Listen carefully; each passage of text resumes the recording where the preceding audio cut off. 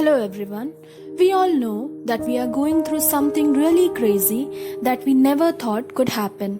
So I just wanted to address the coronavirus situation and how we can stay calm during this chaotic time.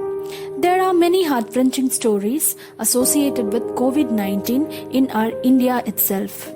The unsung heroes who relentlessly strive so hard for those affected by COVID-19, such as our doctors, nurses, and other health officials, are also facing inhuman and degrading response.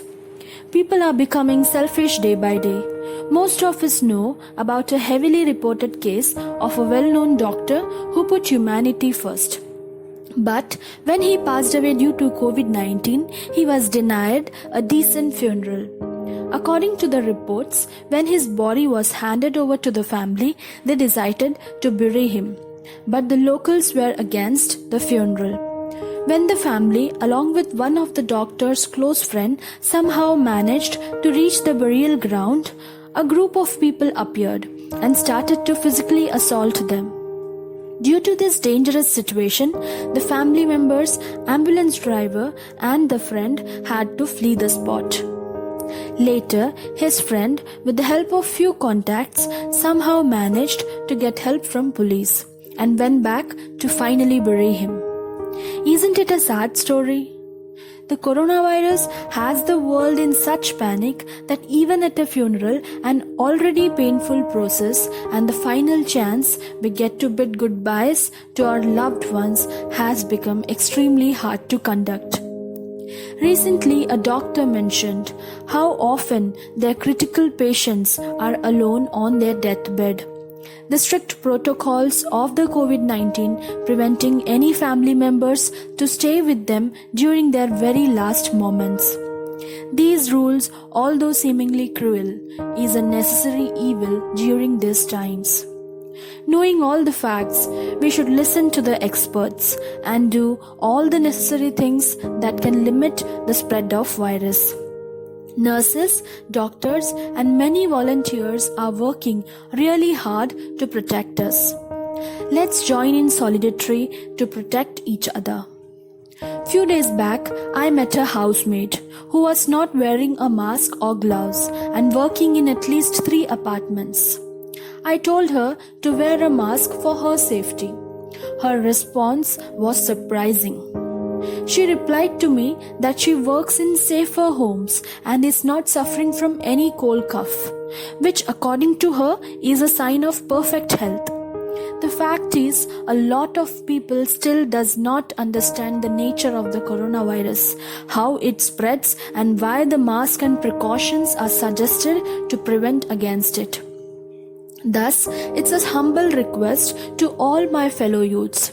Since most of us are blessed with better education and technology than our older family, let's educate people who don't have access to TV, mobile phones, etc.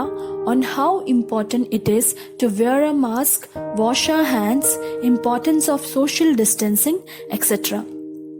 We all know creating a vaccine includes numerous stages or steps from research to testing that encompasses safety and effectiveness on humans, etc.